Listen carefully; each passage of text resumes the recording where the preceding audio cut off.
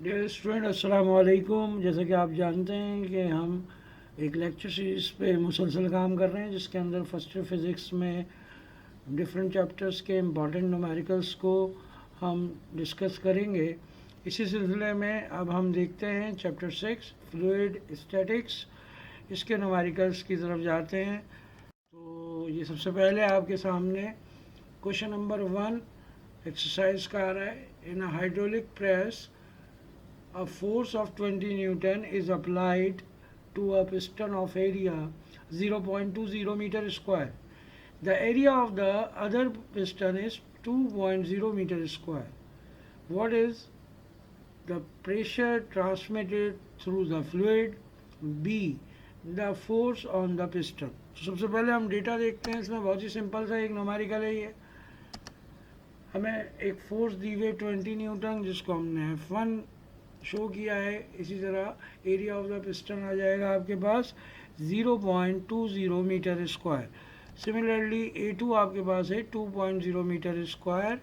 तो फर्स्ट आपको प्रेशर 1 निकालना है जो कि पिस्टन 1 पर अप्लाई हो रहा है और कितनी फोर्स ट्रांसमिट हो रही है पिस्टन 2 की जानिब।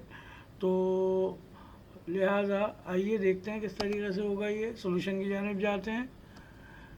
प्रेशर का basic formula force upon area, so P1 is equals to F1 upon area.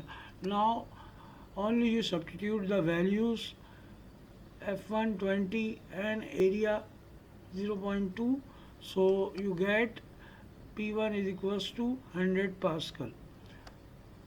तो ये आपका इंतहाई आसान सा एक न्यूमेरिकल है जिसका एक पार्ट हो चुका है। दूसरे पार्ट के अंदर हम पास्कल्स लॉ को यूज़ करेंगे।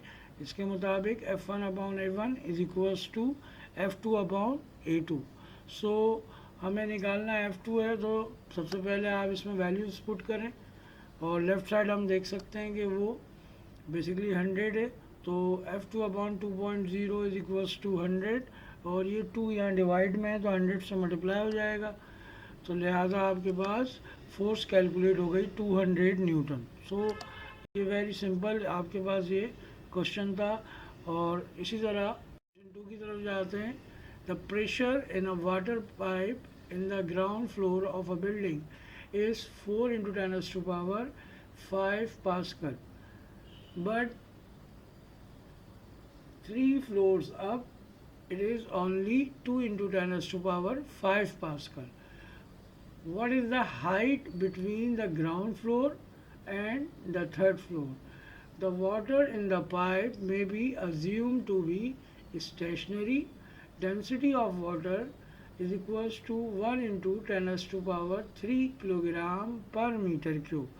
तो बेटा इस क्वेश्चन को पहले अच्छे से समझ लीजिए कि बेसिकली डिफरेंट एलिवेशन पर जो है डिफरेंट प्रेशर होगा और उसके साथ ही हाइट ऑफ द फ्लोर भी आपको गिवन है। हाइट ऑफ द फ्लोर हमें मालूम करनी है। तो P1 इज इक्वल्स टू आपके पास है 4 into 10 to power 5 Pascal and P2 is 2 into 10 to power 5 Pascal। हमें फ्लोर की हाइट मालूम करनी है। आइए डेंसिटी ऑफ वाटर हमें गिवन है 1 into 10 to power 3 kilogram per metre cube. Solution की जानिब जाते हैं। Delta P is equals to rho GH। Change of pressure बराबर होता है density multiply by gravitational acceleration multiply by height. तो हम डेल्टा P लेफ्ट साइड को सॉल्व करेंगे P1 माइनस P2 से। तो 4 into 10 to power 5 minus 2 into 10 to power 5 P1 minus P2 किया और राइट साइड पे डेंसिटी डाली 1 into 10 to power माइनस 3। जी की वैल्यू सब्स्टिट्यूट की।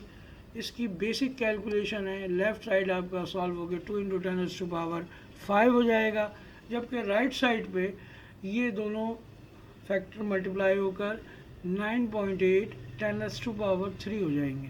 तो height you can measure here 2 into 10 to power 5 divide by 9.8 10 to power 3।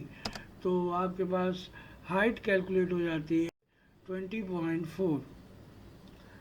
Now question number 3 बहुत ही आसान सा न्यूमेरिकल है। The small piston of hydraulic press has an area of 10.0 centimeter square. If the applied force is 50 Newton, what must the area of the large piston to exert a pressing force of 4800 Newton? Data की तरफ चलते हैं. आपके पास F1 50 Newton, area 1 10 centimetre square, area 2 आपको find out करना है, जबकि F2 है आपके पास 4800 न्यूटन. सोल्यूशन की तरफ जाते हैं. अगेन आप पास्कल लॉ को यूज़ करेंगे इस न्यूमेरिकल में. F1 upon A1 is equals to F2 upon A2.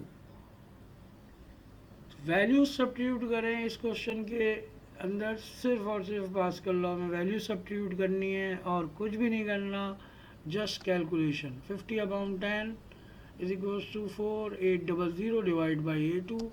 Simple mathematics से बेटा 50 डिवाइड बाई 10 बराबर हो जाएगा 5 के, जबकि A2 बराबर हो जाएगा आपके पास 4800 divide by 5, that is 960 centimetre square is your answer.